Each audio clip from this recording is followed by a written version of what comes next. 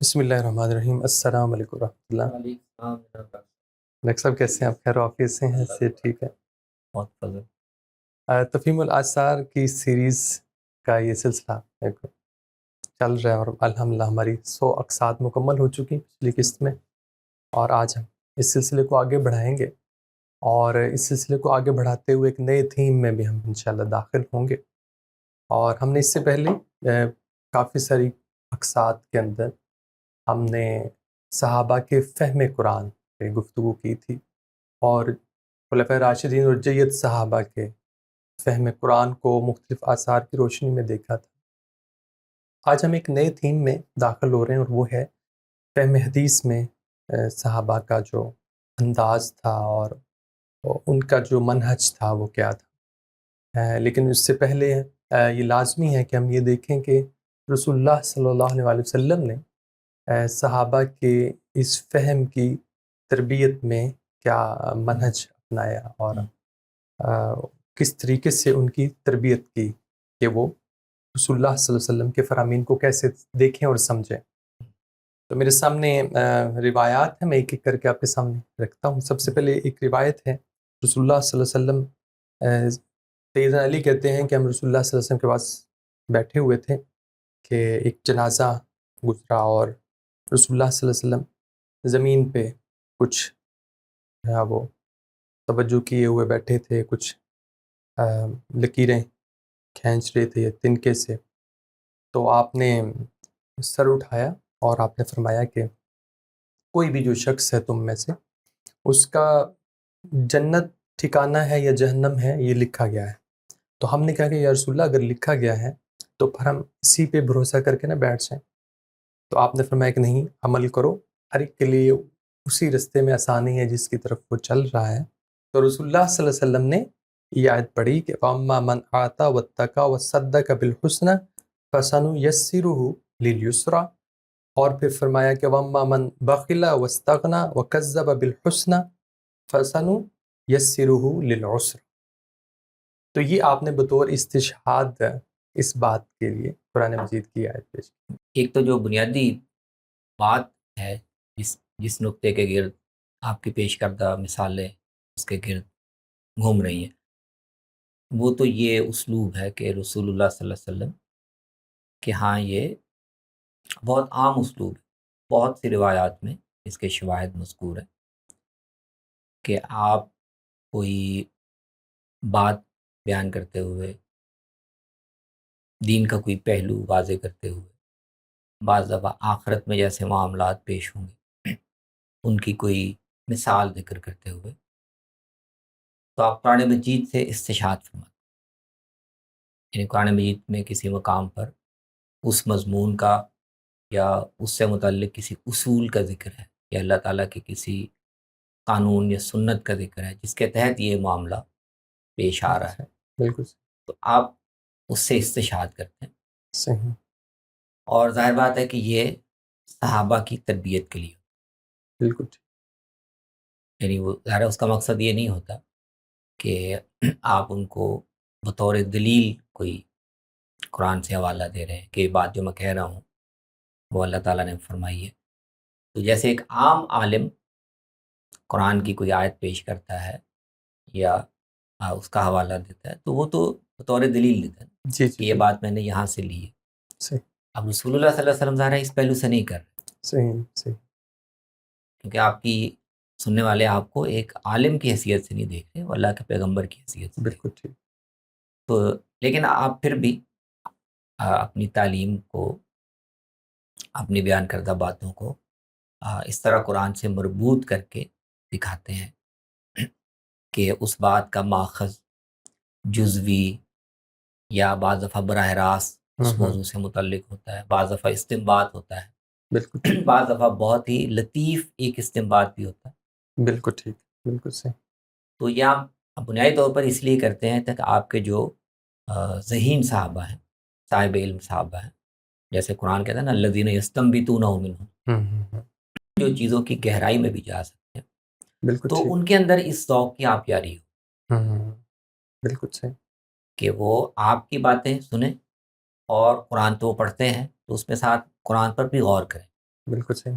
اور دونوں چیزوں کا ربط بھی ڈھونڈا کریں، تلاش کیا کریں. بالکل صحیح. تو یہ آپ ہی کا قائم کردہ یا سکھایا ہوا ایک اسلوب تھا، جس کی پھر ہمیں صحابہ کے یہاں بہت مثالیں ملتی ہیں. صحابہ پھر اپنے طور پر بھی یہ غور کیا کرتے تھے کہ اچھا حضور کی جو بات بھی ہم سنیں تو اس کا کوئی براہ راست یا تھوڑا لطیف ربط یا اس کا کوئی شاہد وہ ہم قرآن میں بھی تلاش کریں. تلاش کریں. بالکل. تو یہ ایک لحاظ سے آپ دیکھیں تو یہ دونوں چیزوں کے سمجھنے کی تربیت ہے. قرآن پر بھی غور کرنے کی تربیت ہے، بالکل ٹھیک. بالکل ٹھیک.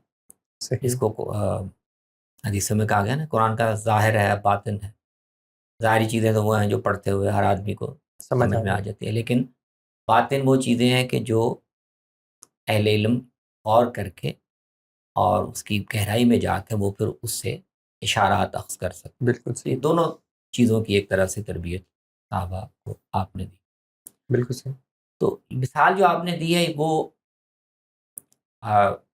تو اصل میں جو تقدیر کا مسئلہ ہے، قدر، جی جی. حدیثوں میں جس کو قدر سے تعبیر کیا گیا. قدر کا ایک معنی تو یہ ہوتا ہے کہ جو انسان پر بری اچھی تقدیر آتی ہے، اچھے برے حالات آتے ہیں، کوئی ایسی چیز مل جاتی ہے زندگی میں جس پر انسان خوش ہوتا ہے، کوئی ایسی چیز آ جاتی ہے جس پر انسان خوش نہیں ہوتا. تو یہ اللہ تعالیٰ کی طرف سے اور اس کی حکمت کے تحت. بالکل ما اصابک من حسنۃ فمن اللہ. ٹھیک ہے. لیکن قدر کا دوسرا پہلو وہ انسان کے اخروی انجام سے متعلق ہے. ٹھیک ہے. بالکل تو جو صحیح. پہلے مفہوم میں قدر ہے اس کا تو وہ تو اللہ کی حکمت کے تحت ہے. اس میں بعض دفعہ انسان کے اپنے اعمال بھی سبب بنتے ہیں، یعنی اچھے اعمال کی وجہ سے، دعا کی وجہ سے بھی کچھ چیزیں اچھی زندگی میں آ جاتی ہیں، بالکل لیکن ٹھیک. وہ ہوتا ہے اللہ کی حکمت کے تحت. بالکل ٹھیک ہے. اس طرح انسان کے برے اعمال کی وجہ سے کچھ گناہوں کی وجہ سے بھی کچھ مصائب آ جاتے ہیں، لیکن وہ بھی اللہ کی حکمت کے تحت ہے، اس کے بغیر بھی آ سکتے ہیں. بالکل ٹھیک. یہ جو انسان کی ذمہ داری کا مسئلہ ہے کہ وہ اپنے اعمال کے لیے جواب دہ ہے اور اس کا ایک انجام طے ہونا ہے، تو اس کے بارے میں بھی حدیثوں میں مضمون بیان ہوا ہے کہ اللہ تعالیٰ نے انسان کے اندر جو اچھائی برائی کو اختیار کرنے کی صلاحیت رکھی ہے اور یہ دونوں راستے اس کو سجھائے ہیں، اب وہ عملاً انسان ان کو اختیار کر کے اور اپنی اس صلاحیت کو یا اس استعداد کو وہ جیسے کہتے ہیں نا پلے آؤٹ کر کے دکھائے، تو عملاً تو اللہ تعالیٰ اس کے بعد ہی فیصلہ کریں گے، لیکن اس کے علم میں پہلے سے ہے. بالکل ٹھیک. بالکل صحیح. علم اس کو ہے کہ کون انسان ہے اور اس کے باطن میں کیا استعداد ہے، اس کے باطن میں کیا رجحان ہے. تو وہ انسان عملاً وہ کر کے نہ بھی دکھائے تو اللہ کے علم میں ہے، اور وہ محض اس کی بنیاد پر بھی اگر کوئی فیصلہ کرنا چاہے صحیح. وہ کر سکتا ہے. بالکل ٹھیک. لیکن اس نے اپنے خاص عدل کے اور انصاف کے اصول کا ایسا نہیں کیا. محض اپنے علم پہ فیصلہ نہیں کرتا. وہ کہتے ہیں کہ انسان کو دنیا میں ایک موقع دیا گیا، اس کو راستے بتا دیے گئے ہیں، اب وہ عملاً اس آزمائش میں اپنا کردار یا اپنا ایک فیصلہ کر کے دکھائے.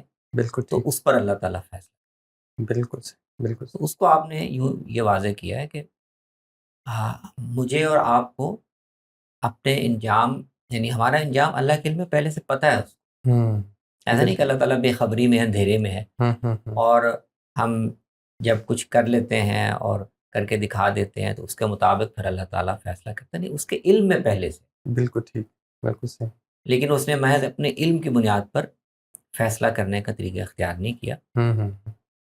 تو اس کا تعلق ایمان سے.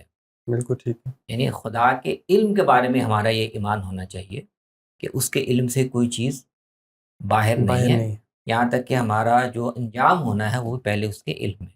بالکل صحیح. اچھا، اس پہ صحابہ نے جو سوال کیا وہ یہ تھا کہ اچھا اگر پہلے سے انجام طے ہے تو پھر تو ہمیں عمل کے بارے میں زیادہ فکر مند نہیں ہونا چاہیے. یہ اب اللہ کے علم میں صحیح، لکھا ہوا ہے کہ فلاں آدمی نجات پائے گا، فلاں نہیں پائے گا، تو ہم یہ عمل کے جھنجٹ میں کیوں پڑ رہے ہیں؟ کیوں پڑھ رہے ہیں؟ عالمان نہیں، یہ بات نہیں ہے، یہی تو اللہ تعالیٰ کے اسکیم کا حصہ ہے کہ وہ محض علم پر فیصلہ نہیں کر رہا، نہیں کرتے، وہ کہہ رہا ہے کہ میرے علم میں ہے، لیکن تم اپنے اختیار سے دنیا میں زندگی گزارتے ہوئے اپنے اس باطن کو یا اپنے اس باطن رجحان کو کر کے دکھاؤ، میں اس پر فیصلہ کروں۔ بالکل ٹھیک، تو عمل کے بغیر اپنے علم کی بنیاد پر فیصلہ کرنا یہ اللہ کا اصول نہیں ہے، اس لیے عمل سے ہم بے نیاز نہیں ہیں۔ نہیں ہے، ہم نے عمل کرنے ہیں، اچھے عمل کرنے ہیں، تو اللہ تعالیٰ نے اس کی بنیاد پر فیصلہ کرنا، اس لیے عمل سے بے نیاز نہیں ہو سکتے۔ اور اس پہ آپ نے قرآن مجید کی سورۃ اللیل کی آیت بالکل ٹھیک ہے، بطور استشہاد بطور سے ہے، اور اس میں اللہ تعالیٰ کا جو اصول ہے وہ واضح کر دیا۔ تو اس کے علم میں ہونا الگ چیز ہے، لیکن جو اس نے محاسبے کا ضابطہ بنایا وہ یہ ہے کہ فاما من آتا واتقا، واتقا وصدق بالحسنى فسنيسره لليسرى، بالکل صحیح، یعنی ہم اس کو اچھے انجام کی طرف لے جائیں گے، لیکن اس کا سبب اس کے اپنے اعمال میں بالکل ٹھیک، وہ زکوٰۃ دے، تقوی اختیار کرے، صحیح صحیح، اچھائی کی تصدیق کرے، تو ہم اس کو اس راستے کی طرف لے جائیں گے۔ اور جو بخل سے کام لے، حرص میں مبتلا ہو جائے، اللہ تعالیٰ کے مقابلے میں بے نیازی برتے، سچی بات سامنے آج اس کو جھٹلا دے، تو اس کے اس کردار کی وجہ سے ہم اس کو ایک مشکل زندگی کی طرف لے جائیں۔ بالکل صحیح، بالکل صحیح۔ ایک موقع پہ آپ صلی اللہ علیہ وسلم نے فرمایا کہ مجھے یہ حکم دیا گیا ہے کہ میں لوگوں سے قتال کروں یہاں تک کہ وہ لا الہ الا اللہ نہیں کہہ دیتے، اور جب وہ یہ کہہ دیں گے تو پھر وہ اپنی جان مجھ سے محفوظ پائیں گے، اور ان کے خون اور ان کے اموال جو ہیں وہ مجھ سے محفوظ ہو جائیں گے، اور پھر ان کا حساب اللہ کے ذمے ہے۔ اور پھر آپ نے یہ آیت پڑھی، انما انت مذکر لست علیہم بمسیطر۔ قرآن مجید میں یہ مضمون تو کئی جگہوں پہ آیا جی جی بالکل، لیکن یہ اہم ہے کہ قرآن میں اصلاً وہ کس سیاق میں آیا ہے، لیکن نبی صلی اللہ علیہ وسلم اس کا حوالہ اس سیاق سے تھوڑا ہٹ کے دے دے رہے ہیں، رہے ہیں۔ بالکل صحیح، اصول وہی ہے، لیکن قرآن اس اصول کا حوالہ ایک اور سیاق میں دے رہا ہے، نبی صلی اللہ علیہ وسلم اس سے استنباط کر کے ایک دوسرے سیاق میں اس کا حوالہ دے رہے ہیں، بالکل اور صحیح، یہی وہ باطن ہے، یا یہ وہ اعتبار ہے جس کا ذکر ہوتا ہے۔ صحیح، تو قرآن میں تو اصل میں یہ مضمون جگہ جگہ بیان ہوا ہے کہ رسول اللہ صلی اللہ علیہ وسلم جو دعوت پیش کر رہے ہیں لوگوں کے سامنے، جو ابھی تک ایمان نہیں لائے، تو اس معاملے میں آپ کی ذمہ داری اس حد تک محدود ہے کہ آپ اپنی بات پہنچا دیں۔ بالکل صحیح، یہ اللہ تعالیٰ نے آپ کی ذمہ داری نہیں لگائی، اور نہ آپ سے اس پر اللہ تعالیٰ سوال پوچھیں گے کہ یہ لوگ مسلمان کیوں نہیں ہوئے۔ بالکل ٹھیک ہے، یہ اس کی مسئولیت آپ پر نہیں ہے، اور نہ آپ سے اللہ تعالیٰ یہ پوچھے گا، اور نہ آپ کو اس کی فکر ہونی چاہیے یا اس غم میں اپنے آپ کو ہلکان کرنا چاہیے کہ یہ ضرور ایمان لے آئے۔ جی جی جی بالکل صحیح، یہ نہیں ہے، آپ کی ذمہ داری میں یہ شامل نہیں۔ فذکر انما انت مذکر، آپ کا اتنا ہی کام ہے، لست علیہم بمسیطر۔ اور یہ اگر ایمان نہیں لاتے تو ان سے محاسبہ کرنا بھی آپ کی ذمہ داری نہیں، وہ بھی اللہ کے ذمہ ہے۔ بالکل ٹھیک ٹھیک ہے نا، انما علیک البلاغ وعلینا حساب، الحساب۔ تو قرآن میں تو یہ ساری باتیں اصل میں اس دعوت کے حوالے سے آئی ہیں جو رسول اللہ صلی اللہ علیہ وسلم پیش کر رہے تھے۔ کچھ ایمان لانے والے لا رہے تھے، کچھ نہیں لا رہے تھے، اصل میں وہاں آئی ہیں۔ جب ایک مرحلے کے بعد اللہ تعالیٰ نے اپنے قانون کے مطابق یہ فیصلہ کیا کہ رسول اللہ صلی اللہ علیہ وسلم کے جو براہ راست مخاطبین ہیں، جس کے اندر آپ کی بعثت ہوئی ہے، والذی بعث فی الامیین رسولا منہم، جس کو بعثت خاصہ کہا جاتا ہے، بالکل صحیح، تو وہ اللہ تعالیٰ نے فیصلہ کیا کہ ایک خاص مہلت گزر جانے کے بعد اب ان کا محاسبہ ہوگا۔ اب دعوت کی ذمہ داری پوری ہو گئی ہے، اب اللہ تعالیٰ نے فیصلہ کیا ہے کہ یہ ایمان اگر نہیں لاتے تو ان کے خلاف اللہ کی طرف سے ایک جزا اور سزا کا معاملہ کیا جائے گا۔ تو پھر یہ حکم دے دیا گیا قرآن میں بھی اور احادیث میں بھی، جس کا آپ ذکر کر رہے ہیں، جی جی جی بالکل، کہ ان کے خلاف اب اللہ نے اذن دے دیا، بلکہ حکم دیا ہے کہ ان کے خلاف آپ قتال کریں۔ ٹھیک ہے. ان پر جتنی حجت پوری کی جانی تھی وہ ہو گئی ہے، بات پہنچائی جا چکی ہے، نشانیاں دکھائی جا چکی ہیں. ان کو اللہ اب یہ مہلت نہیں دینا چاہ رہا، ہوں. تو ان کے خلاف آپ قتال کریں اور یہ ایمان لے آئیں، اور جو مسلمان شمار کیے جانے کی بنیادی شرائط ہیں وہ پوری اس کا کر لیں. اہتمام کرنا شروع کر دیں، جو نماز کا اہتمام شروع کر دیں اپنے ہاں، اور زکوٰۃ ادا کرنا شروع کر دیں، تو تب ان کو جان کی امان حاصل، بالکل ورنہ ان ٹھیک. کو امان جان کی حاصل نہیں ہے. نہیں ہے. تو یہ جو وعلین الحساب کا اصول اللہ نے بیان کیا، اس کے تحت اللہ تعالیٰ نے یہ حکم دے دی. بالکل صحیح. تو اب رسول اللہ صلی اللہ علیہ وسلم ان آیات کا، ان میں سے ایک آیت کا اب اس سیاق میں ذکر کر رہے ہیں کہ لوگوں کو جان اور مال کی امان ملنے کا جو پیمانہ اللہ نے بتایا وہ یہ ہے. یہ بالکل اگر وہ اختیار کر لیں تو اس کے بعد ان سے اب مزید کسی چیز کا یعنی مطالبہ یا ان پر اس کا یعنی جبری نفاذ، یہ پھر ہمارا کام نہیں. بالکل ٹھیک ہو. بالکل صحیح. کلمہ پڑھ لیا انہوں نے، نماز کا اہتمام شروع کر دیا اور زکوٰۃ ادا زکوٰۃ کر. ادا کرنا شروع کر دی. اب اس کے بعد جو باقی چیزیں ہیں نا، صحیح. ان پہ ہم محاسبہ نہیں کریں گے، وہ ان کا اور اللہ کا معاملہ. بالکل صحیح. دوسرے لفظ میں آپ یہ کہہ رہے ہیں کہ سارے کا سارا دین لوگوں پر قانونی جبر کے ذریعے سے یا سیاسی طاقت کے ذریعے سے عمل درآمد کروانا، یہ ہمیں نہیں کہا گیا. بالکل ٹھیک. بالکل. اس کے بعد پھر ان کا معاملہ اللہ کے ساتھ. زکوٰۃ وہ ادا کر دیتے، اب باقی انسان پر اور بھی ذمہ داری ہے، اخلاقی ذمہ داری ہے، بالکل صحیح. اس کا جواب پھر انہوں نے اللہ کو دینا ہے. وہ ہم یعنی ریاست یا جو ارباب وہ اس کے پابند نہیں ہے. وہ جا کے آپ سے پوچھیں کہ ہاں جی آپ کے رشتہ داروں پر یہ حقوق بنتے ہیں، فلاں لوگ آپ کے غریب ہیں، ان کے آپ مستحق ہیں، آپ کیوں نہیں کر رہے.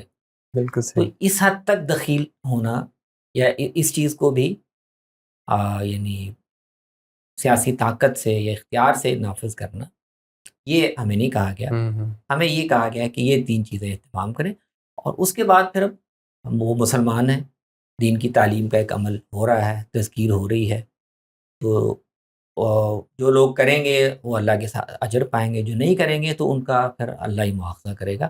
ہم باقی چیزوں میں مواخذہ کرنے کا ہمیں حکم نہیں. بالکل صحیح. بہت صحیح. تو یہ پورا سیاق ہے. تو اس پہ موقع پہ آپ وہ آیت پڑھ رہے ہیں، بالکل صحیح. فذکر انما انت مذکر.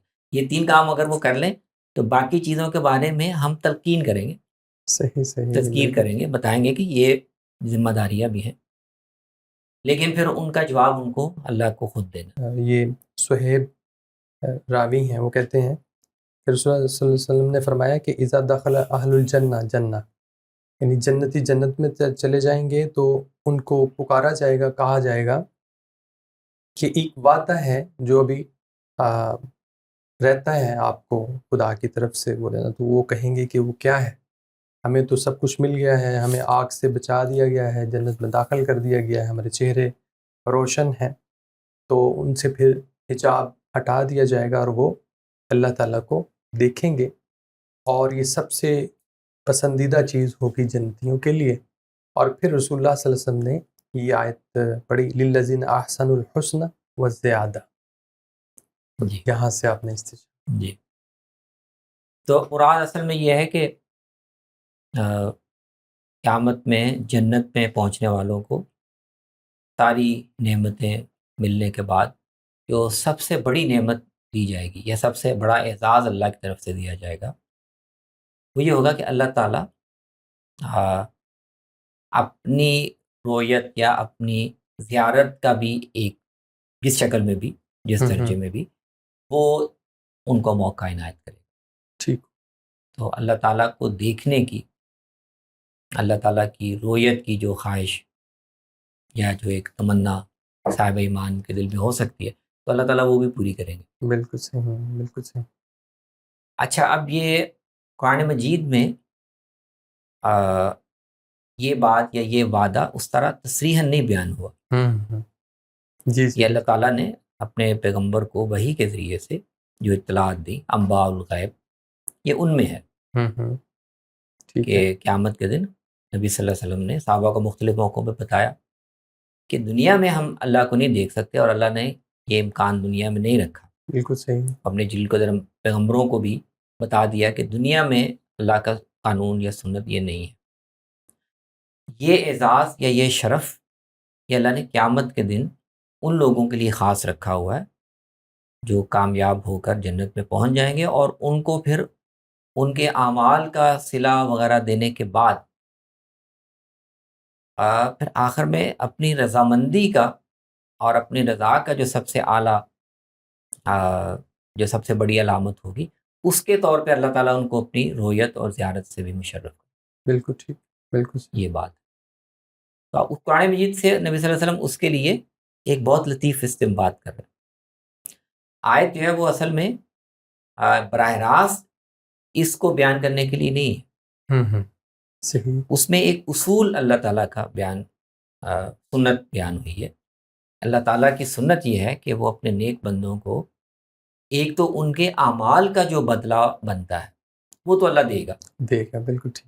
ایمان کا، بالغیب اللہ کو ماننے کا، اللہ کے حضور پیش ہونے کی جو کا خوف اور اندیشہ ہے اس کا صلہ اللہ دے گا، اور وہ اس کے جو بھی قوانین بتائے ہوئے ہیں کہ کس طرح کے عمل کا صلہ کتنا ہوگا، ٹھیک ہو، اس سب کے مطابق للذین احسنوا الحسنی، یہ تو ہے ان کے اللہ کے وعدے کے مطابق ان کے اچھے اعمال کا صلہ، بالکل وہ ان کو ملے گا. صحیح. لیکن اللہ تعالیٰ نے ایک اور اپنے فضل سے ایک چیز اور ایک بھی وعدہ کیا کہ وہ صرف ان کے اعمال کا اور ان کی اچھائیوں کا صرف صلہ اس حد تک نہیں دے گا، وہ اپنے پاس سے کچھ زیادہ بھی دے گا. اچھا اچھا، تو یہاں سے رسول اللہ صلی اللہ علیہ وسلم الذین احسنوا الحسنی، جو تو اللہ جس کا تو اللہ پابند ہے اپنے وعدے کے مطابق. بالکل ٹھیک. کہ اگر یہ عمل کرو گے، ایمان رکھو گے، ٹھیک ہے، تو میں اپنے وعدے کے مطابق پابند ہوں صحیح کہ میں یہ دوں گا، وہ تو میں دوں گا. بالکل ٹھیک. لیکن وہ زیادہ اللہ جب خوش ہوگا اپنے بندوں پر اور جنت میں ان کو لے جائے گا، تو پھر وہ چیز بھی ان کو دے گا جس کے وہ کسی وعدے کی روح سے اس طرح حق نہیں رکھتے. بالکل صحیح. بالکل صحیح. قرآن میں تو یہ بات عموم میں کہی گئی ہے. تو نبی صلی اللہ علیہ وسلم اس سے استنباط کر رہے ہیں، یا اس کے یعنی زیادہ میں کیا کیا چیزیں شامل ہو سکتی، بہت سی چیزیں ہوں گی، ان میں سے ایک سب سے نمایاں چیز کا ذکر ہے. یہ جو اللہ تعالیٰ اپنی رویت سے مشرف کریں گے وہ اس زیادہ کے وعدے کے تحت ہیں. راوی کہتے ہیں کہ رسول اللہ صلی اللہ علیہ وسلم کعبہ میں آئے، آپ نے حجر اسود کو بوسہ دیا، پھر آپ نے طواف کیا، پھر آپ مقام ابراہیم پہ گئی، وہاں آپ نے 2 رکعت نماز ادا کی، پھر آپ نے تلاوت کی آیت واتخذوا من مقام ابراہیم مصلی، پھر آپ نے قل یا ایھا الکافرون بھی پڑھی، پھر آپ نے حجر اسود کو پھر بوسہ دیا، پھر آپ صفا کی طرف نکلے اور آپ نے صفا مروہ کی جو سعی کی، اس میں آپ نے قرآن مجید کی آیت ان الصفا والمروہ من شعائر اللہ پڑھی، اور پھر آپ نے کہا کہ ہم بھی وہاں سے شروع کریں گے جہاں سے اللہ نے شروع کیا، یعنی صفا سے شروع کریں گے، کیونکہ لفظ پہلے صفا، اللہ تعالیٰ نے صفا کا لفظ پہلے استعمال. تو اس میں آپ دیکھیں مناسک حج کے باب میں نبی صلی اللہ علیہ وسلم قرآن مجید کی 2 آیتوں سے ایک طرح سے استنباط فرما رہے. جی جی. ایک تو یہ کہ جو وہ پتھر ہے جس کو مقام ابراہیم کہا جاتا ہے، طواف کے بعد حضرت ابراہیم کی جو بندگی کا جذبہ ہے اور ان کا جو اللہ کے خلیل ہونے کا مقام ہے، تو اس کے احترام میں یا اس نسبت سے وہاں اس کے قریب 2 رکعتیں پڑھی. یہ مناسک حج میں جو رسول اللہ صلی اللہ علیہ وسلم نے جو ایک طریقہ مقرر کیا وہ اس میں ہے. بالکل ٹھیک. اچھا، اب اس میں جو آیت آپ پڑھیں وہ یہ ہے سورہ بقرہ میں واتخذوا من مقام ابراہیم مصلی. اب وہ اس آیت کے محل کے بارے میں روایتوں میں مختلف روایات ہیں کہ وہاں پر مقام ابراہیم سے کیا مراد ہے. اچھا. اور یہ جو آیت ہے واتخذوا من مقام ابراہیم مصلی، اس کا مطلب کیا ہے. ٹھیک ہے. ٹھیک ہے. تو بعض روایات میں، بعض سیدنا عمر کی بعض روایات میں، بعض تابعین کے آثار میں، تو اس کا مطلب یہ بیان کیا جاتا ہے کہ وہ آیت براہ راست گویا اس عمل سے کے متعلق ہے ٹھیک ہے، کہ ٹھیک آپ ہے، مقام ابراہیم کے قریب نفل نماز پڑھا کریں. بالکل ٹھیک، تو بعض آثار میں اس طرح بیان کیا گیا. صحیح، لیکن بعض آثار میں، تابعین کے بعض آثار میں، بعض صحابہ کے آثار میں بھی یہ بیان ہوا ہے.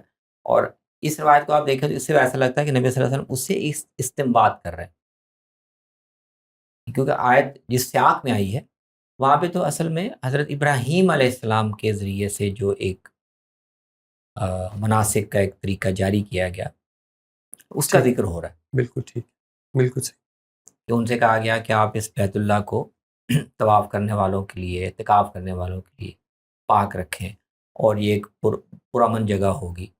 وَاتَّخِذُوا مِن مقام ابراہیم مصلی، اور جو ابراہیم علیہ السلام کا مقام ہے.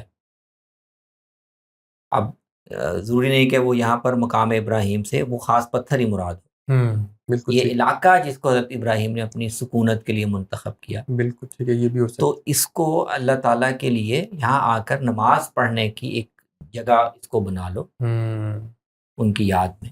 بالکل ٹھیک، تو قرآن میں سیاق کے لحاظ سے تو مطلب یہ ہے، لیکن اس کو اسی ہدایت کی روشنی میں خاص طور پر اگر کچھ نوافل پڑھنا وہ نبی صلی اللہ علیہ وسلم نے مشروع کیا تو اس بڑی اور عمومی ہدایت کے تحت وہ بھی اس کا مصداق بالکل ٹھیک، بن جاتی. بالکل صحیح، ایسا لگ رہا ہے کہ رسول اللہ صلی اللہ علیہ وسلم اسی سے استنباط کر رہے ہیں. ٹھیک ہے، بالکل صحیح، تو اس کے تحت ہم نے مناسک میں یہ عمل شامل کر لیا ہے اللہ کی ہدایت اور رہنمائی کی روشنی میں، کہ طواف کرنے کے بعد آپ خاص طور پہ حضرت ابراہیم کی ساتھ نسبت کو تازہ کرنے کے لیے یا یہ یاد دل کروانے کے لیے کہ یہ اس پورے علاقے کو، اس مسجد کو اللہ کی عبادت کا مرکز انہوں نے بنایا، تو ان کی جو نشانی ہمارے پاس موجود ہے، ہم وہاں کھڑے ہو کے ہم 2 رکعت بالکل ٹھیک، نفل پڑھیں گے. بالکل صحیح، بالکل صحیح، تو ایک تو آپ آج سے اس سے بات فرما رہے، اور دوسرا یہ کہ طواف کرنا ہے اگر صفا و مروہ کا، تو اب دونوں پہاڑیاں ہیں، دونوں شاعر اللہ میں سے ہیں، تو کہاں سے شروع کرنا ہے اور کہاں ختم کرنا ہے، چکر تو ساتھ لگانے ہیں. صحیح، تو نبی صلی اللہ علیہ وسلم کہتے ہیں کہ ہم اب ظاہر ہے آیت میں اللہ تعالیٰ نے اس پہلو سے یہ بیان نہیں کیا کہ صفا سے شروع کرو اور مروہ سے بیان کرو، بالکل ٹھیک، لیکن اللہ تعالیٰ نے ذکر کرتے ہوئے ایک پہاڑی کا ذکر پہلے کیا ہے، پہلے کیا، تو وہ ہمارے لیے ایک اشارہ بن جاتا ہے صحیح، صحیح، کہ سعی کا یا صفا و مروہ کے طواف کی ابتدا پھر ہم یہیں سے کریں. یہیں سے کریں، نبدأ بما بدا اللہ، بالکل ٹھیک، جس کا اللہ نے پہلے ذکر کیا ہے ہم بھی وہیں طواف وہیں سے سے شروع کریں. ابتدا کریں. تو ایک بڑا ہی یعنی ایک لطیف استنباط. ایک اور روایت میں رسول اللہ صلی اللہ علیہ وسلم نے فرمایا کہ کوئی بھی مسلمان جب کوئی گناہ کرتا ہے اور اس کے بعد پھر وہ وضو کرتا ہے، 2 رکعتیں پڑھتا ہے، پھر اللہ سے استغفار کرتا ہے اس گناہ کے لیے، تو اللہ تعالیٰ اس کو معاف فرما دیتے ہیں. اور پھر آپ صلی اللہ علیہ وسلم نے یہ 2 آیات تلاوت فرمائی. آپ نے فرمایا کہ وَمَن يَعْمَلْ سُوءًا أَوْ يَظْلِمْ نَفْسَهُ ثُمَّ يَسْتَغْفِرِ اللَّهَ يَجِدِ اللَّهَ غَفُورًا رَحِيمًا. اور پھر آپ نے یہ تلاوت فرمائی وَالَّذِينَ إِذَا فَعَلُوا فَاحِشَةً أَوْ ظَلَمُوا أَنفُسَهُم. تو یہ 2 آیات آپ نے بطور استشہاد پیش فرمائی. تو یہ تو بہت ہی معنی واضح ایک استشہاد ہے. جی جی، قرآن مجید میں اللہ تعالیٰ نے گناہوں کی مغفرت کا، خاص طور پہ جو صغائر جن کو ہم کہتے صحیح، صحیح، ہیں، سیئات کی تعبیر قرآن نے کبائر کے تقابل میں ایک جگہ استعمال کی. یعنی کچھ تو کبائر ہیں، بڑے گناہ ہیں جن کو حدیث میں بھی کبیرہ گناہ کہا گیا ہے، وہ گن کے بہت بڑے گناہ ہیں. شرک ہے، قتل ہے، زنا ہے، وعدہ توڑنا ہے، یتیم کا مال کھانا ہے، وہ تو کبائر ہے، صحیح، اور ان کی معافی کے شرائط تو زیادہ سخت ہیں. صحیح، لیکن ان کے علاوہ جو صغائر ہیں، چھوٹے گناہ ہیں، تو ان کی مغفرت کیسے ہوتی ہے؟ اس پہ اللہ تعالیٰ نے زیادہ ایک لچکدار نظام رکھا ہوا. تو اس میں سے ایک یہ بھی ہے کہ ان الحسنات یذہبن السیئات.